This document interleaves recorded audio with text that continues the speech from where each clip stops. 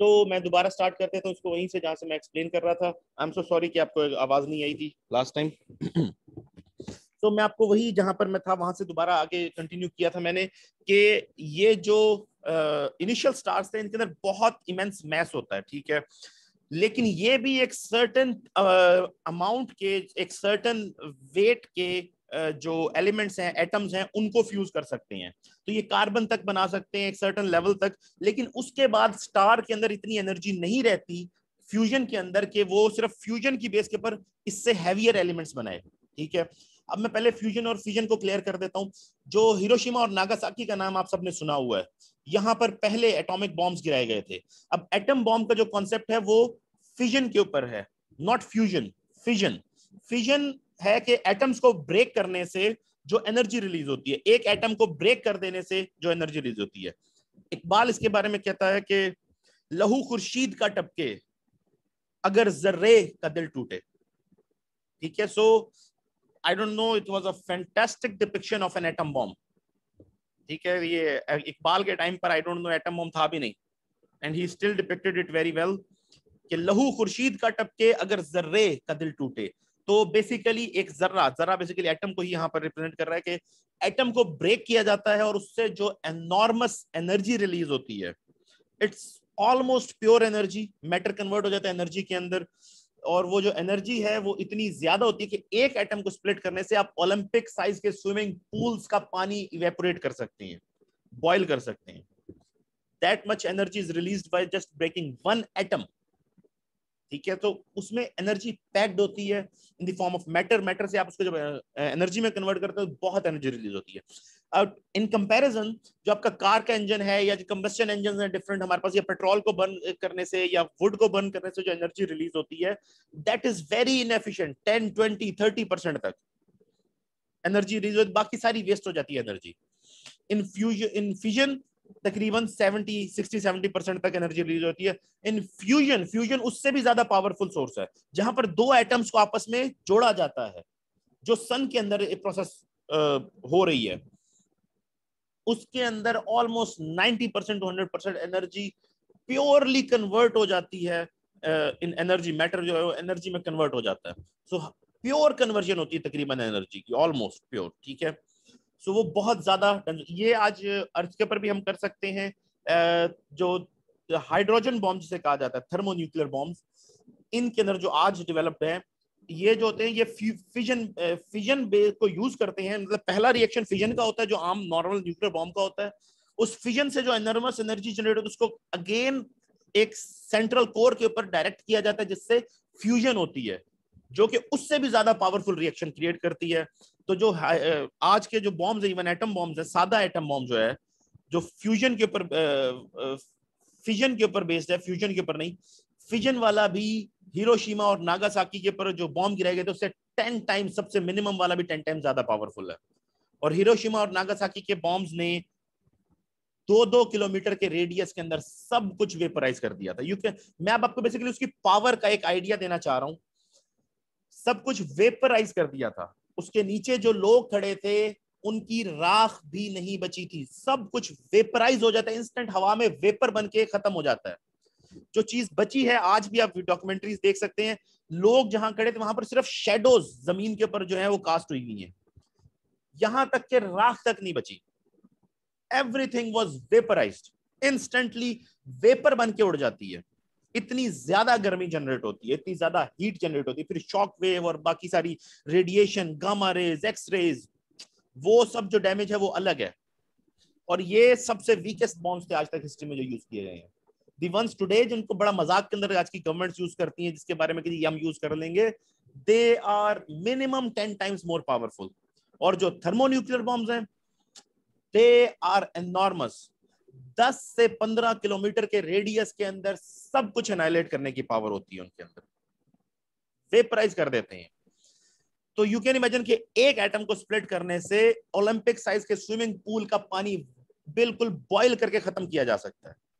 This is the energy in fission.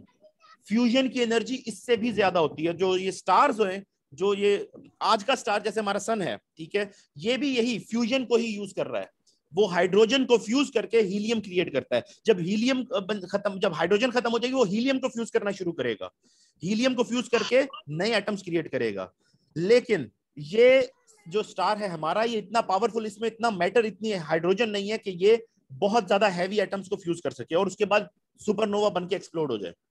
ये उसके बाद जब हीलियम को कर लेगा तो बस इसकी लाइफ खत्म हो जाएगी, इसके अंदर इतनी पावर ही नहीं बचेगी कि ये अपने आप को, ग्रेविटी में इतनी पावर नहीं होगी कि अपने आप को कंडेंस रख सके। तो जो फ्यूजन है उसकी पावर की वजह से ये एक्सपैंड करेगा, मून के ऑर्बिट जितना, अर्थ के अराउंड जितना मून का ऑर्बिट है, इतना ज्यादा एक्सपैंड हो जाएगा और फाइनली फिर ये कोलैप्स हो जाएगा वापस अपने आप के अंदर और एक रेड ड्वार्फ बन के कई और मिलियन ईयर्स तक रहेगा और फिर खत्म हो जाएगा।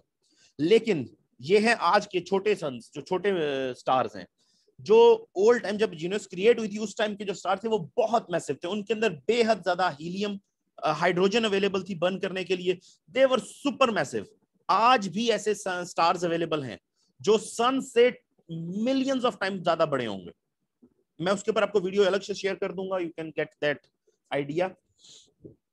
तो उस दौर के स्टार्स जो थे, जब वो ये कार्बन तक बना लेते थे, तो उसके बाद अब उनके अंदर फ्यूजन जो है वो उतनी पावरफुल नहीं रहती कि इससे हैवियर एलिमेंट्स बना सके। तो होता यह है कि वो जो फ्यूजन की पावर है उससे ज्यादा ग्रेविटी की पावर हो जाती है, फोर्स हो जाती है। तो ग्रेविटी जो है वो पूरे स्टार के मैटर को कंडेंस करना शुरू करती है एक बहुत छोटी सी कोर के अंदर। इसे हम कहते हैं इम्प्लोजन, कि एक्सप्लोड इम्प्लोड होता है, अंदर की तरफ का इम्प्लोड होता है सारा मैटर, और वो इतना ज्यादा क्रश हो जाता है, इतना ज्यादा डेंस हो जाता है, क्योंकि मैं आपको बताया कि एटम्स है वो 99% एम्प्टी स्पेस होते हैं, तो वो क्रश हो जाते हैं, उनका बिल्कुल एटॉमिक स्ट्रक्चर क्रश हो जाता है। इस क्रशिंग फोर्स की वजह से आपके हैवियर एटम्स बनते हैं, gold, silver, iron, you name it, uranium, uranium के जितने भी डिफरेंट एलिमेंट्स हैं ये सारे क्रिएट होते हैं।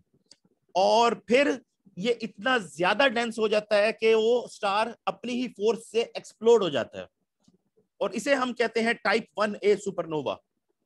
ठीक है, ये सुपरनोवास जो हैं ये अभी भी होते हैं यूनिवर्स के अंदर, they are very hard to detect but they still there. इनसे सुपर रेडिएशन रिलीज होती है, गामा रेज रिलीज होती हैं, इतनी ज्यादा मैटर को ये एक्सप्लोड करके इतनी दूर तक फेंक देते हैं यूनिवर्स के अंदर कि इसके अंदर गैसेस और एलिमेंट्स और पार्टिकल्स जो सारे हैं दूर दूर तक फैल जाते हैं। फिर इनसे जो ये क्लाउड्स बनते हैं, बेसिकली पिलर्स ऑफ क्रिएशन, अगर आपने देखे हुए हो वो पिक्चर पिलर्स ऑफ क्रिएशन की, आप गूगल कर सकते हैं अभी भी। तो ये इस तरह के क्लाउड्स बन जाते हैं बहुत ज्यादा, जिसके अंदर गैस और मैटर डेंसली होते हैं, और ये किलोमीटर्स लॉन्ग, किलोमीटर्स भी नहीं, लाइट ईयर्स लॉन्ग है। वो जो पिलर्स ऑफ क्रिएशन की फोटो अगर आप देखें, ये कई लाइट ईयर स्पैन करती है। लाइट ईयर क्या है? लाइट एक साल में जितना ट्रेवल कर सकती है। Universe is so big, it's so big कि आप उसको ईयर्स के अंदर नहीं, उसको लाइट ईयर्स के अंदर, कि लाइट एक साल में कितना, और लाइट एक सेकंड में लाखों माइल, लाखों किलोमीटर ट्रेवल करती है। मेरे पास उसका एग्जैक्ट फिगर भी आप कहेंगे मैं आप सबसे शेयर कर दूंगा।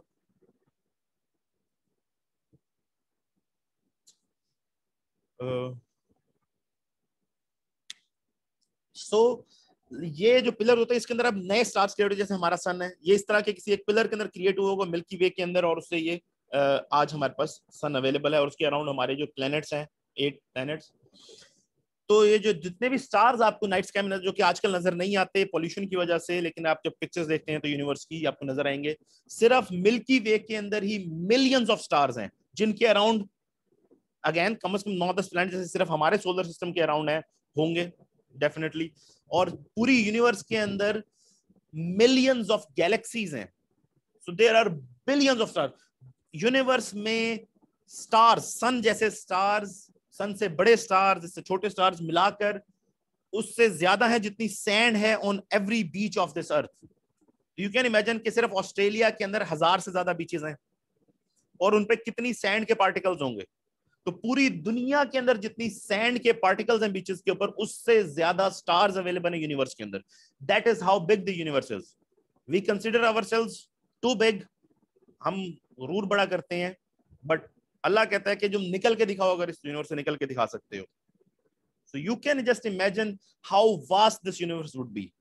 सिर्फ आपके नॉलेज के लिए, ह्यूमंस ने आज तक जो यूनिवर्स में सबसे दूर ऑब्जेक्ट भेजा है, वो आई थिंक केपलर प्रोग्राम था इनका, या केपलर था, या इसके बाद इन्होंने जो 2 प्रोग्राम्स भेजे हैं आज तक, ठीक है। जो सबसे फर्देस्ट आज तक हमारा सैटेलाइट पहुंच सका है वो 1980s में 90s में कहीं लॉन्च किया गया था, और वो अब 2020 में या 21 में 20 में जाकर प्लूटो पे पहुंचा था, और उसने प्लूटो की फोटोज भेजी, और अब उसके बाद वो आगे जा रहा है। लेकिन आगे वो जब चला जाएगा तो उसके पास से सिग्नल वापस लेना इतना इम्पॉसिबल हो जाएगा कि सिग्नल को अर्थ तक पहुंचने में इतना ज्यादा डिस्टेंस लगेगा कि वो सिग्नल्स बिल्कुल वेस्ट की तरह ही होंगे कि वो पहुंच ही नहीं सकेंगे।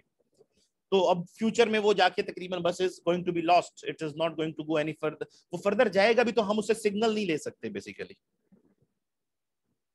और ये जो प्रोब था, ये जब जुपिटर वगैरह को क्रॉस कर रहा था तब इसने अर्थ की एक फोटो ली थी पीछे देखकर, जुपिटर वगैरह को क्रॉस करने के बाद, और वहां से एक स्पेक ऑफ डस्ट जितनी छोटी अर्थ नजर आ रही थी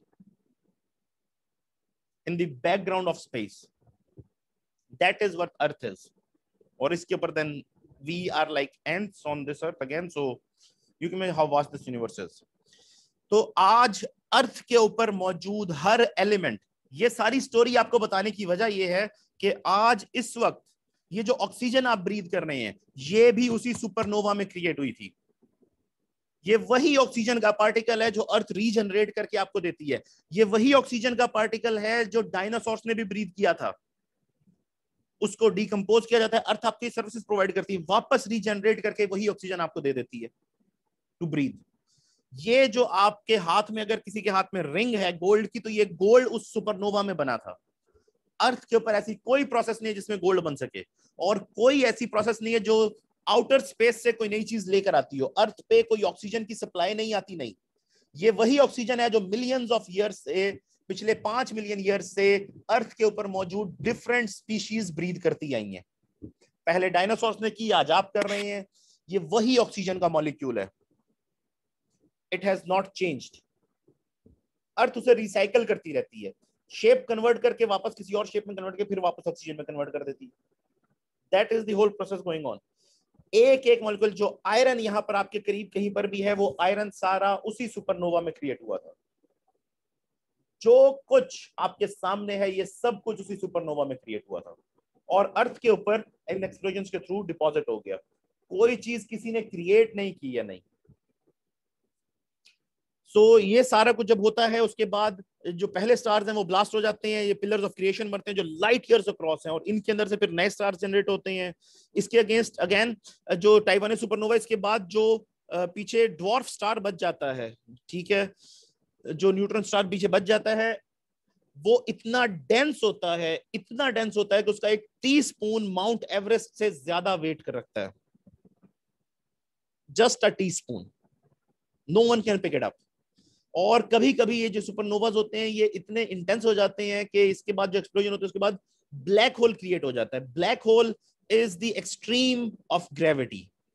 यहां पर ग्रेविटी इतनी इन्फिनिटली एक्सट्रीम हो जाती है कि even light can not escape. तो लाइट भी जब ब्लैक होल के इवेंट होराइजन पे जाती है तो वो एक बार अंदर एंटर हो जाए तो उसके बाद लाइट भी वापस नहीं आ सकती, इसीलिए इट्स ब्लैक।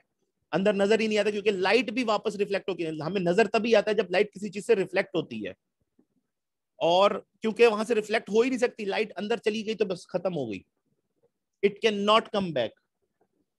तो इट इज सो डेंस, यहां जाकर स्पेस टाइम के रूल्स भी इन्फिनिटली वॉर्प हो जाते हैं। Even Einstein could not wrap his head around the black holes. Moving forward, इसी से फिर हमारा सन क्रिएट हुआ। जो बचा हुआ ये रेमिनेंट्स थे, इस सारे से हमारा सन क्रिएट होता है, उसकी कोर बनती है, और उसके अराउंड अगेन जो आयरन क्रिएट हुआ, ये सारा का सारा सन की कोर के अंदर जो कंडेंस हुआ, और फिर हाइड्रोजन कंडेंस हुई, इससे फ्यूजन हुई, और सन का एक अपना मैग्नेटिक फील्ड जनरेट होता है उससे अराउंड। जो उसके अराउंड जो है एक बहुत बड़ा ब्लास्ट होता है।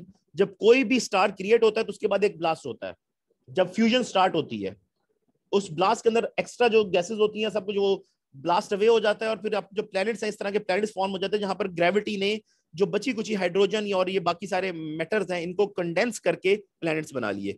सबसे बड़े प्लैनेट्स हमेशा किसी भी स्टार के अराउंड गैसियस प्लैनेट्स होंगे, क्योंकि गैस इतनी ज्यादा होती है, वो सारे को कंडेंस करके सबसे बड़े बन जाते हैं। रॉकी प्लैनेट्स जो होते हैं, जैसे अर्थ है, इस तरह के मार्स है, वीनस है, ये छोटे ही होते हैं कंपैरेटिवली, क्योंकि यहाँ पर गैस नहीं होती, तो ये रॉक्स वगैरह को कंडेंस करके बने हुए होते हैं। इनका एटमॉस्फेयर भी थोड़ा होता है, ठीक है। और फिर दूर के जो प्लैनेट्स होंगे हमेशा आईसी होंगे यूजुअली, क्योंकि वहां सन की इतनी रेडिएशन ही नहीं पहुंचती, उस स्टार की इतनी रेडिएशन ही नहीं पहुंचती कि वो कुछ वार्म होके कुछ चीज वहां पर हो सके। But these planets are even different. यहाँ पर अब आपको याद होगा मैंने आप सबको वीनस के बारे में तो बताया, उसकी जो एटमॉस्फेयर है वो कैसे, मार्स का आप सब जानते हैं कि वो तकरीबन अर्थ जैसा था, और लेकिन उसका एटमॉस्फेयर, उसका क्योंकि मैग्नेटिक फील्ड इतना स्ट्रांग नहीं है, मार्स की जो कोर है वो ठंडी हो चुकी है तकरीबन, ठीक है, तो उस वजह से उसका मैग्नेटिक फील्ड जो है इतना स्ट्रांग नहीं है। Now you can imagine the amount of heat, कि इतनी हीट होती है अर्थ के क्रिएशन के टाइम के ऊपर, कि आज भी अर्थ का सेंटर, अर्थ की जो मिडल है वो सारा का सारा मॉल्टन है, आज भी गर्म है, आफ्टर 5 मिलियन ईयर्स सब गर्म है। और अर्थ की जो सरफेस जो हमें हार्ड नजर आती है, ये जो क्रस्ट है, ये एप्पल के छिलके जितनी स्लिम है, अंदर सब मोल्टन है, सो you can imagine the heat. लेकिन मार्स क्योंकि दूर है कंपैरेटिवली, उसकी रेडिएशन जल्दी हुए पर खत्म हो गई, उसकी जो क्रस्ट है वो ज्यादा थिक है, और उसकी जो कोर है वो काफी हद तक ठंडी हो चुकी है कंपैरेटिवली। लेकिन उसके अंदर सबसे बड़ा फैक्टर है वो ये है कि उसकी जो कोर है उसके अंदर आयरन कम है, इस वजह से उसका मैग्नेटिक फील्ड वीक है, इस वजह से उसको जो मैग्नेटिक फील्ड प्रोटेक्शन देता है सोलर विंड से, सोलर रेडिएशन से, वो नहीं मिली, और उसका एटमॉस्फेयर स्ट्रिप अवे हो गया, और आज उसके ऊपर ना पानी है, ना एटमॉस्फेयर है, ना लाइफ है।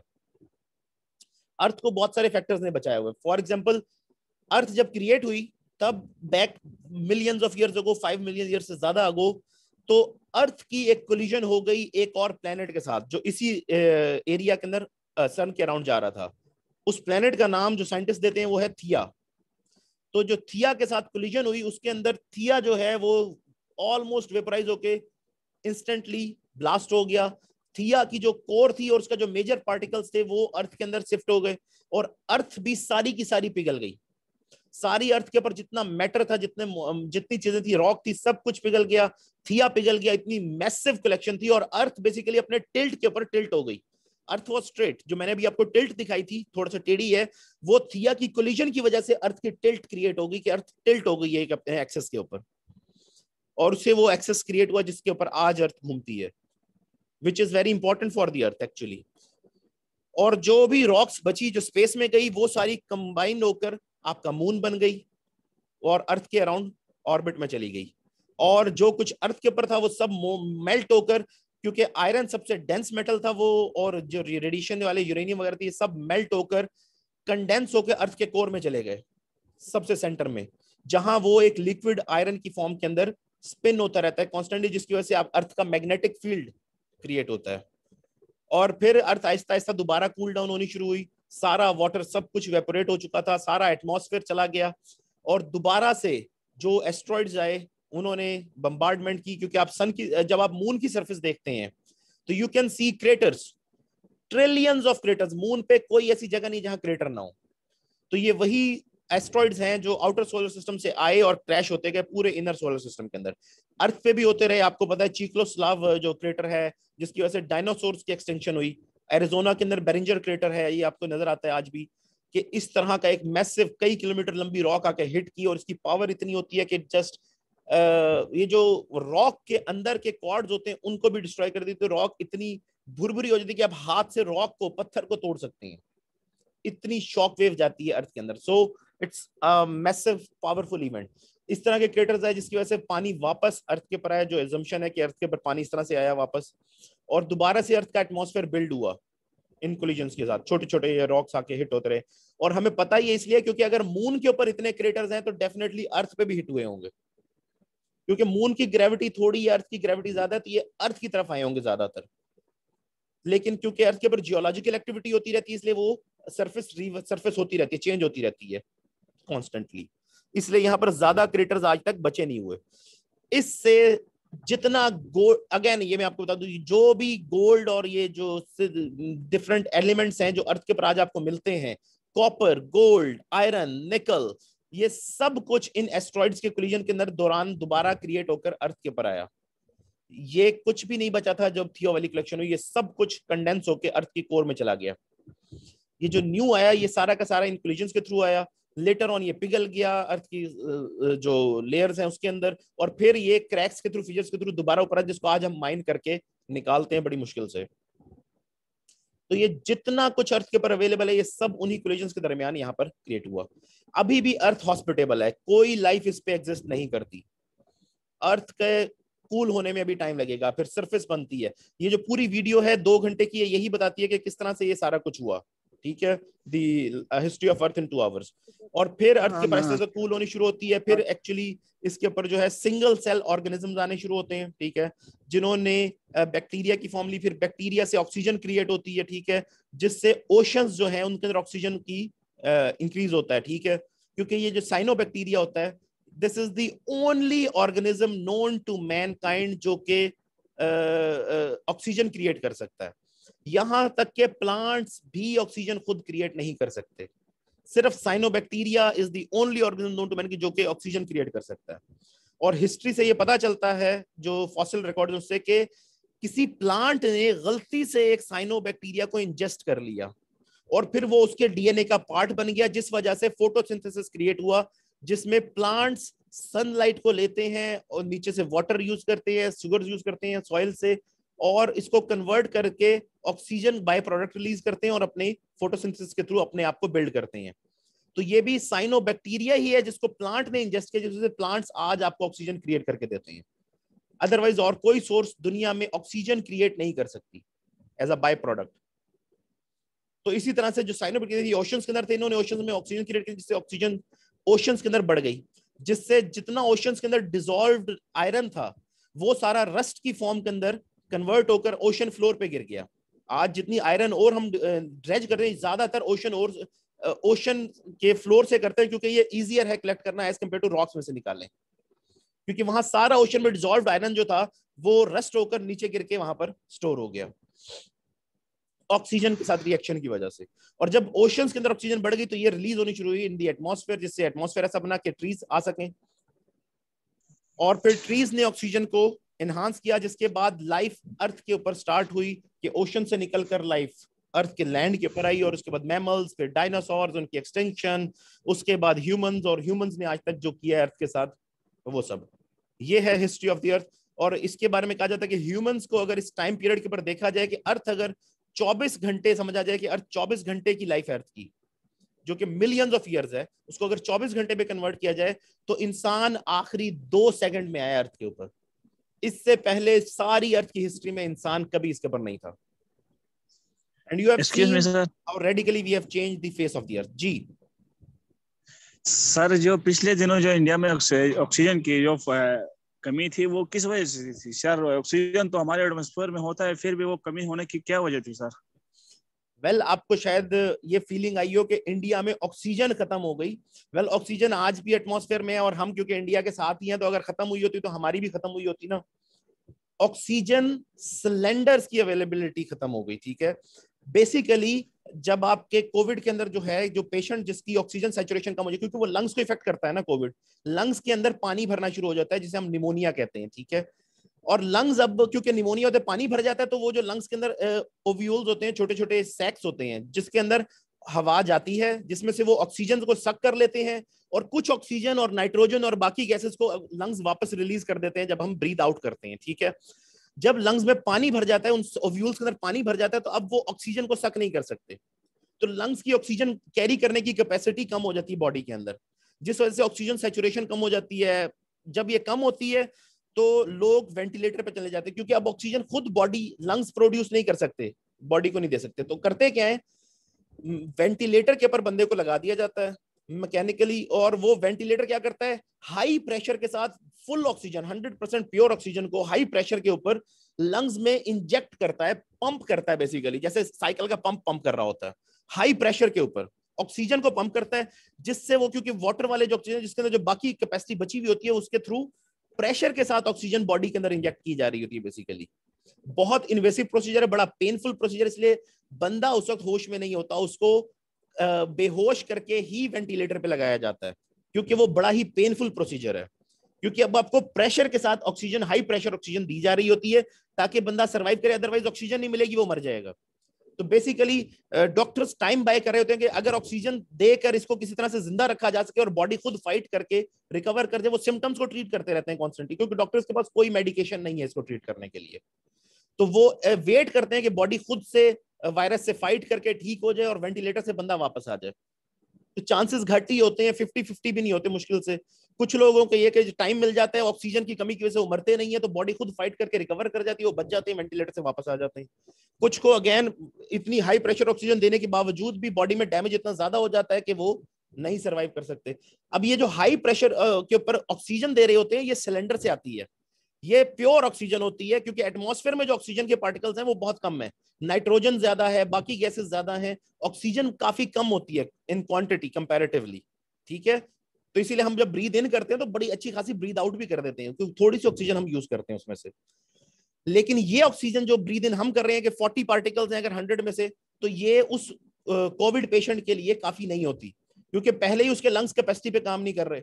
तो उसको प्योर ऑक्सीजन, ये होता ही है कि एटमॉस्फेयर में से, ये ऑक्सीजन भी एटमॉस्फेयर में से लेते हैं, ये नहीं कि कहीं से जाके वो लेकर आते निकाल के। एटमॉस्फेयर में जो ऑक्सीजन है उसको बहुत बड़े बड़े प्लांट्स लगाए जाते हैं जो कि एयर को कंडेंस करते हैं। जब एयर कंडेंस होती है एक सर्टेन टेम्परेचर के ऊपर, ऑक्सीजन कंडेंस होकर लिक्विड फॉर्म में आ जाती है। ठीक है, उसका टेम्परेचर घटाना पड़ता है आपको ऑक्सीजन का, जितना कम करेंगे वो लिक्विड फॉर्म में आ जाएगी। वो लिक्विड फॉर्म में उसको कन्वर्ट करके स्टोर किया जाता है इन सिलेंडर्स, और सिलेंडर में वो लिक्विड फॉर्म में होती है, वो पानी की तरह होती है, मिस्टी सा पानी की तरह होती है। ठीक है, और उसको उसमें सिलेंडर में इसलिए रखा हुआ है कि जब उसको खोलेंगे वो जैसे ही एटमॉस्फेयर के प्रेशर के ऊपर आएगी तो वो वापस एयर में कन्वर्ट हो जाएगी। तो वो सिलेंडर में लिक्विड फॉर्म में कन्वर्ट करके रखी होती है, उसको वहां पर पंप के साथ अटैच कर देते हैं, उसके जो पेशेंट के साथ लगा हुआ होता है। तो जब वो सिलेंडर में से रिलीज होती है तो एटमॉस्फेरिक प्रेशर पे आते ही वापस हवा में, बेसिकली वेपर में कन्वर्ट हो जाती है, और वो बेसिकली एयर बन के वापस ह्यूमन इसके अंदर जाती है। ठीक है, ट्रैक के अंदर। तो क्योंकि वो हाई प्रेशर के ऊपर सिर्फ प्योर ऑक्सीजन देनी होती है, वो सिलेंडर्स के अंदर अवेलेबल नहीं होती, क्योंकि ये बड़ा एक्सपेंसिव ऑपरेशन है कि उसको इतना ठंडा करके स्टोर किया जाए इन अ सिलेंडर। और फिर इसके लिए जितनी ऑक्सीजन इंडिया के पास अवेलेबल थी सिलेंडर्स के अंदर, उन्होंने वो एक्सपोर्ट कर दी, ये सोचते हुए कि पहली वेव ने हमारा क्या बिगाड़ लिया जो दूसरी कोई बिगाड़ लेगी, कोई केस तो ज्यादा आ नहीं रहे, इतनी हमें चाहिए नहीं, बाकी की उन्होंने एक्सपोर्ट कर दी। उनके पास अच्छी खासी ऑक्सीजन थी। तो एंड ऑफ द डे जब उनके पास केसेस आने शुरू हुए, वो केसेस इसलिए है कि उन्होंने किसी चीज पे पाबंदी नहीं लगाई, किसी ने मास्क नहीं पहना, जो मास्क वो पहन रहे थे वो हमारे वाले मास्क जो मार्केट में है, यकीन जाने KN95 मैंने लगाकर देखा है, इतनी बैड क्वालिटी का आ रहा है कि वो नाम का ही मास्क है। और ये जो मार्केट से आप लोग अक्सर पहन रहे हैं स्टूडेंट्स, जो मैंने देखे थे स्टूडेंट्स के पास, ये जो कपड़े के स्पेशली हैं जिनके अंदर एक वॉल्व सा लगा दिया उन्होंने, दिस इज पैथेटिक। ये आपको कोविड से कोई 1% प्रोटेक्शन भी नहीं दे रहा। सर्जिकल मास्क फिर को थोड़ी सी देता है अगर आपने उसको ऊपर से प्रॉपरली पिंच किया, लेकिन मैंने मार्केट में खुद देखा है लोगों को लाइनें लगाकर दुकानों के बाहर खड़े हैं लोग कोरोना खरीदने के लिए, सबने मास्क लगाया हुआ है, आधों का नाक से नीचे है जो उसको कोई बेनिफिट नहीं दे रहा, आधों का जो नाक के ऊपर भी है उन्होंने ऊपर से उसको पिंच ही नहीं किया कि हवा ऊपर से आ जा रही है आराम से, तो वायरस आराम से तसल्ली से आ जा सकता है।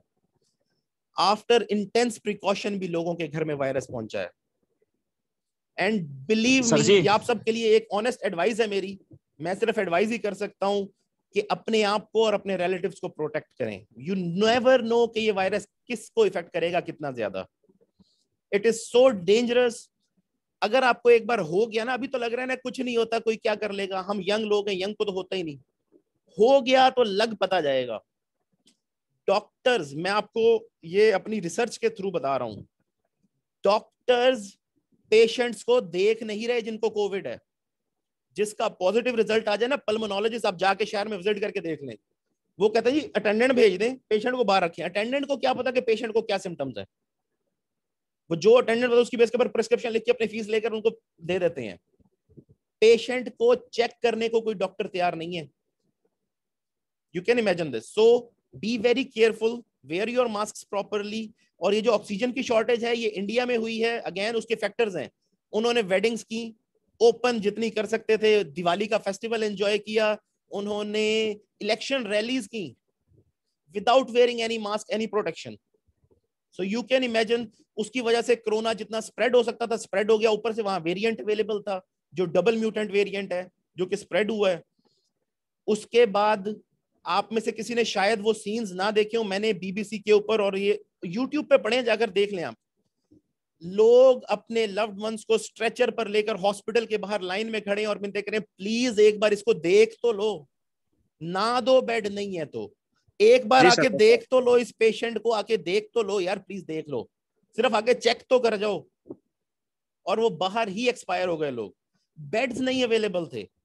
हमारा तो हेल्थ केयर सिस्टम ही ऐसा है, हमारा भी इंडिया का भी एक जैसा ही है। गवर्नमेंट्स को कोई इंटरेस्ट नहीं है आपके अंदर, यू नो दिस।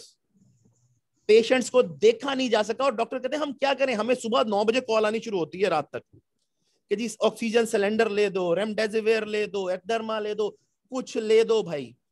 1-1 लाख रुपए इंडियन, जो कि पाकिस्तानी 2 लाख बनते हैं, का एक सिलेंडर खरीदा है लोगों ने। 1-1 लाख का ब्लैक मार्केट से एक सिलेंडर ऑक्सीजन का, दूसरा लेने के पैसे नहीं थे उनके पास। सर कल को खुदा ना खास्ता अगर पाकिस्तान में ऐसा कोई वाकया रोनमा हो जाए तो पाकिस्तान के पास इतना ऑक्सीजन है कि वो पाकिस्तान मैनेज कर सके ऐसी आपकी कोई वाकया गवर्नमेंट को? ऑलरेडी आपको बता चुकी है कि 90% ऑक्सीजन ऑलरेडी यूज में है।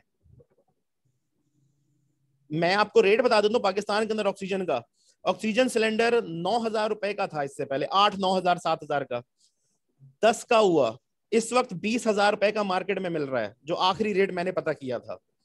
और ये कभी भी कहीं भी पहुंच सकता है। जो लाइफ सेविंग ड्रग्स हैं जो कोरोना में दी जाती हैं, मैं आपको बता दूं मेडिकल स्टोर वाले बेच ही नहीं रहे, बेच ही नहीं, कहते है ही नहीं भाई, पाबंदी है उनके बेचने के ऊपर। और वो जिसके पास है उन्होंने स्टोर कर लिए इसी आसरे पे कि ये महंगी होंगी, कल को जब लोगों को कोविड होगा, केसेस बढ़ेंगे, तब हम ये बेचेंगे महंगी। दे ही नहीं रहे स्टोर्स वाले। और यही इंडिया में हुआ है, सारी ब्लैक होके बिकी है चीजें, और जाली भी बिक गई है, फेक भी बिक गई है। लोगों ने fake remdesivir, fake injections, fake tablets, fake दवाइयां भी ले ली है कि भाई, और एक्सपायर्ड बिक गई हैं। लोगों ने एक्सपायर ले ली कि यार 50% तो काम करेगी, एक्सपायर दे दो भाई। सर दैट जो वाज द वैक्सीन लेवल। बना है उसी की, सर या ये जो वैक्सीन बना है उसी की कह रहे हैं कि वो जो वैक्सीन जो लगवाता है उसका जो अंदर ब्लड जो होता है वो जो वैक्सीन